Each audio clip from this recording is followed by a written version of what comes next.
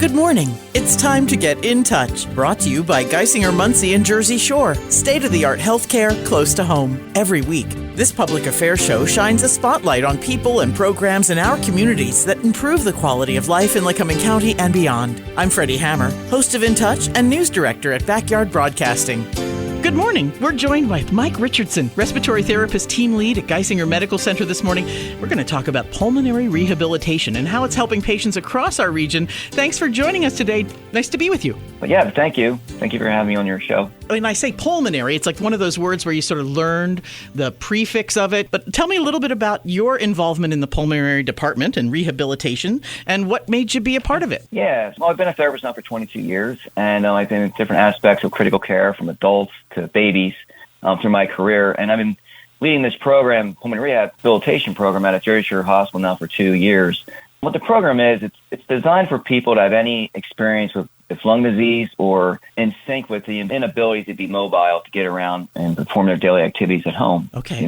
But it's unique and it's catered to each individual based on their level of mobility and their ability to exercise, of course, and it's in sync with their lung disease. So it's catered depending on disease specific. Is it all physical or is it is it a mental thing too? Like stamina and confidence really gets you going, doesn't it? Yeah, it does, really does. Mental health wellness is a key point of this. In reference to that, candidates may be, sad or depressed because they can't mobilize as they once were able to. And, through their disease process, they become more weak, so inability to walk around. So it's creating a positive atmosphere for everybody so they feel welcome. We meet them where they are with their ability to exercise. It's not what I think they can do. It's what they can do at that current time. So I like to say, meet them where they are, with their ability to get around and to breathe. You talk about pulmonary rehabilitation, and in my mind, that's things that for seniors or people that are a little older. For the program specific, the age range that I've been trying to care for have been the ages of 33 to 89 years old. Okay. In fact, one fellow is probably going to be in the program when he turns 90. So there's no real age limit on the program. It's just that as we get older, we do gear towards more of the lung diseases. However, one component not really mentioned too much about pulmonary rehab is asthma. And asthma can start at a young age, and as you get older, it can have a huge impact on increased hospital visits or admissions or trips to the ER, which is not only cost spending on their part, but it's also hard to manage. I look to try to teach them how to breathe more optimally so they can handle their lung disease for asthma so that we can decrease those periods of exacerbations, as we would call it. Okay. Do you have a team that you get together with the different situations? It's probably a little different every time. You said it's custom-based, so many people have lots of many ways to be helped. That's correct. So the foundation of the program, we offer education for medication, breathing retraining. But we also have dietitian support for nutrition, which is huge. Nutrition is a key component because we're not a weight loss program, but we want to keep people's BMI between 20 and 30. And some people have a BMI less than 20, and if it's less than 20, then their muscles are starting to waste a little bit. So we have to encourage them to increase their protein diet, their hydration, and we have an opportunity for a nutrition consultation to help them get on the right page. And we take care of people with diabetes. So nutrition is very huge. And mental health and wellness is a huge component. We offer services for reach out or potential contact with a psychiatrist or psychologist. I see. But we try to keep the program positive, and we do measurements to make sure everybody's moving in the right direction. And we also have another component which is supported by our occupational therapy team with trying to cluster their projects together at one sitting as opposed to walking around the house constantly to grab things, but kind of put everything in front of them. And then as they're breathing through it, do their daily activity, either woodworking or cooking or anything that's like real life as opposed to just lifting weights. So we have a good foundation with other support in the program. And if there's anything else we need to do, any further testing, if we know people have lots of pain in their leg, we can actually make a comment to their PCP and say, hey, they have a lot of pain in their shins or their legs. Do you think there's any room here for peripheral artery disease, which is a known thing that affects your legs and affects your walking? But we're not there to be their doctor, but we're there to observe new things, to make their doctor aware of what could possibly need to be done in future testing. Or, when it comes to breathing, we support their breathing. And a lot of times with lung disease, they have a lot of secretion. So we work close with the pulmonary doctors at the locations where their PCP is or the pulmonary in Danville. We give them like cues. What kind of modalities can we offer these candidates for their breathing? A key part of the program is that we have 8 hours to choose from each day, and I try to pick a hour for their program where they're most functional.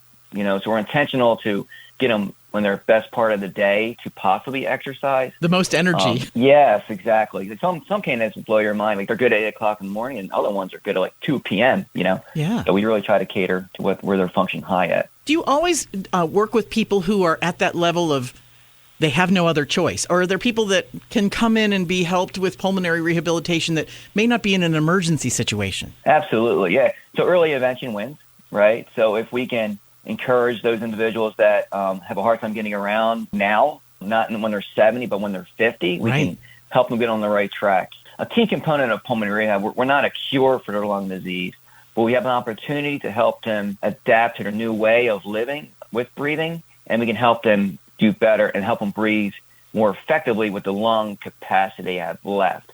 So, yeah, we unfortunately sometimes get our candidates when they're in their 70s or 80s, which is phenomenal. Like, I'm impressed that when I put an 84-year-old on a treadmill and they're walking 10 minutes at a grade level of 5, and I'm like, you're doing better than a 40-year-old. What is going on here? And you get them off oxygen, right? So we also have the opportunity of liberation from oxygen. There's so many people on it, and, just from the interview session, we can teach them how to breathe right out of the gate, and they wean off their oxygen. The last 2 years, we gotten 16 candidates off oxygen completely. There's huge strides there, and the age really doesn't matter, but early intervention for candidates, get them in sooner than later, and we're trying to get the word out. If you're 40 years old and you have early stages of COPD and you're just getting placed on oxygen, or maybe not, and you just can't walk around, you can't breathe, come in and see us and we can get you ready to go. We've gotten this past year 4 candidates back to work, and great. 2 had oxygen. One was a cook, right? You can't cook when you're on a cannula, right? You keep near flames. So that's that quality of life is a huge component of all this. It's like physical therapy, but in this other area where physical therapy is amazing. It does such amazing things for people to help them walk. This is just another area of it. Yeah. In fact, physical therapy is right around the corner from the gym. And if I have any questions in reference to like using a walker or mobilization, what's the best attack of action, like maybe on steps, we have that also for physical therapy to come in and help us out, to give us guidance. So basically what happens is even at the bedside, we optimize our candidates' breathing and we pull in physical therapy. And as we're trying to mobilize the candidate together, even at the bedside, we work on this breathing right out of the gate. And then that kind of breathing education, or retraining we call it, actually has grown the interest of the candidate to join the program. Because they say, I can breathe a little bit different. I can keep my oxygen levels up. I can mobilize, because a lot of our candidates, they can't breathe, so they don't move, right? So we fix their breathing and then we mobilize. That's the 2 main steps. That's so inspiring. Yeah, hopefully. I'm curious about what made you become a therapist. I mean, is there something in your background that makes it very important to you? Yeah, I've been doing, like I said, 22 years. Most respiratory therapists, we have a reason why we become a therapist, right? When I was working in Philadelphia, I was a student in Philadelphia. I needed to pick a major, and everybody has the mindset to be a nurse. So I went down to the nursing hallway, and there's a 3-year waiting list 22 years ago for nursing. So I was getting flyers in the mail for respiratory therapy, for pulmonary. And my father at the time, was passing away from lung cancer, sadly, at the hospital there. Sorry. But I was talking to the physicians working his breathing machine. I just put 2 and 2 together and took the call, I guess you would say. And then here I am. I'm a therapist 22 years later. And, over my career, I've been very beneficial to that because I've taken care of people with lung cancer. Like for 10 years, I took care of patients with lung surgery, cardiothoracic surgery. And then, this unique opportunity came up and he said, hey, would you want an opportunity to lead this program at a Jersey Shore hospital? And I said, yeah, I would love to do that. I love doing new things and supporting our profession. But yeah, we're going on 2 years strong. I also do pulmonary function testing. So like we gather people from that area, and then we have community outreach.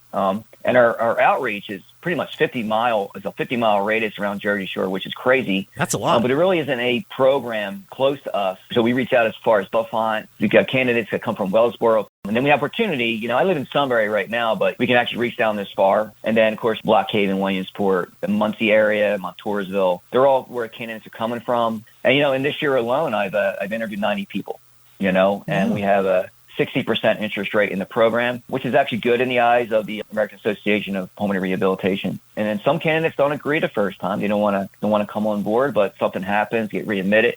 And then I keep making bedside visits to not really sell the program, but really sell how I can help them. It's pretty much where I've been for now, as you would say. Is there any kind of like group help or any kind of support like that? Yes. So camaraderie is a big thing.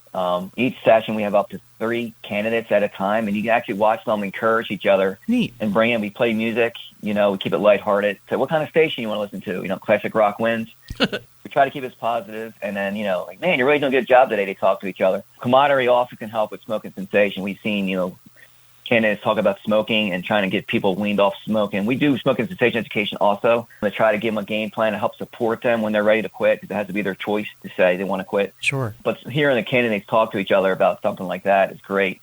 But, if one person's not there, they say, hey, we're so-and-so today. I can't really tell them where they are because I'm not allowed to, but I say they're just not here today. And it's like, oh, I hope they're okay. And I said, well, hopefully we'll see them next session, Sure. But, but when they're together, they can obviously tell each other what's going on. I don't prompt that, of course. But yeah, it's good that they support each other, and they'll say, oh, so-and-so just graduated. Oh man, I really enjoy talking to them, Yeah. So I try to be strategic too. I try to put people at the right hour that have maybe the same age or a similar type of breathing issue, maybe both on oxygen, Okay. But also, I don't want to put somebody that's been on week 9 into the program with somebody who's on week 1 of the program, because if they're seeing somebody progress and getting better, and they're starting out and they're really doing bad, So I try to put them in the right hour. You know what I mean? Yeah. Match people together where they're in the same level of progression. Does that make sense? Yeah, that's really thoughtful, because you're going to get the best performance and their best ability to be rehabilitated. That's the goal. How about a family that may be seeing an issue in their loved one, and then how do you ask them to, maybe try get you to come see them, or maybe there's something that they have to be concerned about? Yeah, so basically that has happened. So if they have a family member, I simply say, are they part of the Geisinger system? Are they seeing a provider here at Jersey Shore or at Danville? Like, where are they seeing? And they say, well, yeah, they're being seen, say, in Danville. I said, all you need to do, have their provider toss in a referral for pulmonary rehabilitation, and I have a queue, like an in-basket in our computer system, that I can track and see who's there. And then I contact everybody within 30 days. So that's one way. Okay. You can also have the provider fax over their referral to me right directly in the gym, and then I will take it to the next step and talk to their provider and then help them out. They're probably the 2 easiest ways to do it. All I need is a referral from their doctor. If there's somebody that I do a pulmonary function test on, and I'm saying, hey, you might be a good candidate, can I reach out to your doctor for you? And they'll say, yeah, that sounds like a great idea. Or they'll say they have an appointment coming up in 2 weeks with their doctor. I said, great, well, put a bug in their ear. If they support you coming into the program, I'll contact you within 30 days. I'll bring you in for a 2-hour interview session where I talk about the program, answer all their questions. It's more of like information gathering. Yeah. And then I do a 6-minute walk with them, and then we go from there. You assess how it goes for those 6 minutes, I guess. Yeah, so the 6-minute walk is very crucial. It's what they do in the beginning and when they do in the end. Pretty much what I do is we make them walk down a hallway. What I do is I gauge how fast they walk, how much shorter breath they have, how much exertion. Exertion is leg pain, back pain, shoulder pain, whatever the pain they're having. Okay. I look at their breathing pattern, and then I measure how far they walk. By measuring how many feet they walk, I can calculate their speed. Okay. Right? And then when I bring them into the gym setting, I optimize their breathing first, or do breathing retraining first, and I slow them down. So if they walk 1 mile an hour, I put them on a treadmill 60-80% of that, so 0.6 miles an hour. I fix their gait, walk real slow, and as they tell me that they're not walking fast enough, or I see their feet dragging together, we increase that speed on the treadmill, but only when they're in sync with their breathing. So this is a huge, huge component, and this is where it all begins, because I'm telling you right now, nobody comes into the gym wanting to walk on a treadmill, and there's about 80% of the population that are afraid of the treadmill. Sure. So I have to calm their nerves and their fear and work on that mental wellness right out of the gate. And once they, start walking, if they only walk 3 minutes for me on the first day, which is possible, a lot of people can walk 3 minutes, I only start them out on 3 minutes. But if they can walk 6 minutes, I try to go to 4 to 5 right out of the gate. But again, I always tell them, you set the pace. I just point you in the right direction, and I help them adapt to the treadmill. And then their first week, they're on equipment. We have an arm cycle, a couple sit-down bikes, and some weights, and we introduce them all, but we go on slow, and I say, hey, just breathe first. And after you got your breathing, then turn those pedals. I don't care how fast you go. Give me a turtle, you just got to do what you got to do, and they just progress. And it's fun to show them every 30 days as they're getting stronger. Talking about exercise, a key component, we all have a functional capacity to exercise, right? Mm-hmm. So high-performance trainers, man, they function at a MET level. It's called a intensity level, like 15 to 20, right? But our candidates that have lung disease, They function at a 1.5 intensity level. It takes a 2.5 intensity level to vacuum your floor. That's how much exertion you have to create to push that vacuum. Wow, okay. It might take you a free to walk like 2 miles an hour. Just picking up 1 pound is sometimes hard for our older population. But the program is geared to show them where their current intensity or ability to exercise is. And it's fun to see them progress and show them what their end intensity is. And every 30 days I say, hey, are you able to vacuum the floor? Are you able to wash the dishes? Are you able to walk down the street with your loved one? Are you able to walk to your garage? And these are all real goals of the patients, Sure, living. Early on we asked about these goals, right? And one of my goals is what their goals are. So I say, well, this is your goal. If you have a problem walking up the steps, we're going to put you on the upright bike because we're going to try to get you walking. And we're going to teach you how to breathe climbing up those steps. And you're going to say, you're going to take 2 to 3 steps at a time. And you're going to tell me each week if you're trying to get up those steps a little easier, So it's kind of being intentional to what they really need and meeting their goals. Because, again, health wellness is what you really want to shoot for in quality of life. So it's cool to see them get better. Now, they don't always meet all their goals. We try to keep the goals at 1 to 2. They like to give us like 5 or 6. Take one goal at a time, and sometimes they overlap, obviously. But, yeah, it's good to see them get better. But the 6-minute walk is where it all starts. And when they graduate, hopefully when they do the 6-minute walk, if they only walk 3 minutes the first time, they walk 6 minutes. They just doubled their ability to get around. And they may or not be on oxygen anymore. And they may have less distress. Exertion, in reference to like pain and stuff, is debatable because we can't really fix like arthritis or joint pain. I see. Yeah, we can strengthen the muscles around the joint, kind of like physical therapy does. Talk about you being the coach. It's like you didn't realize probably you get into this job. You were the coach of these people, helping them get back to their regular routine. Yeah, it's very rewarding, and it's good to see when they're, I don't want to leave the program. I'm so sorry. Yeah. The minimal program that we ask for is 9 weeks, 18 sessions. We run the program every Tuesday and Thursday at Jersey Shore. Monday, Wednesday, Friday is cardiac rehab, so we have it on Tuesday and Thursday for pulmonary. Most insurances cover the maximum of 18 sessions, 36 weeks. Okay. And what I encourage our candidates to do is let's focus on the first 9 weeks. That's a lot of time, right? 9 weeks, see how well you're doing. If you feel like you've been rehabilitated enough, so you want to keep on going, let's keep going. And each week we increase that intensity just a little bit more to push you just a little bit more. So I have a handful of people graduating at session 18, a handful that graduate at session 36, 18 weeks, and in between, some people may say, hey, session 24 is here, which is 12 weeks, and then you say, you know what, Mike, I really feel good. I think I want to hold on because they can actually do 9 weeks, 18 sessions, and keep the other 18 for a future time. Okay. So like if you if you fall back again, we can bring you back into the program again if you want to do it again. And that's actually what we've been doing now is candidates that are in the program for the full 18 weeks, 36 sessions.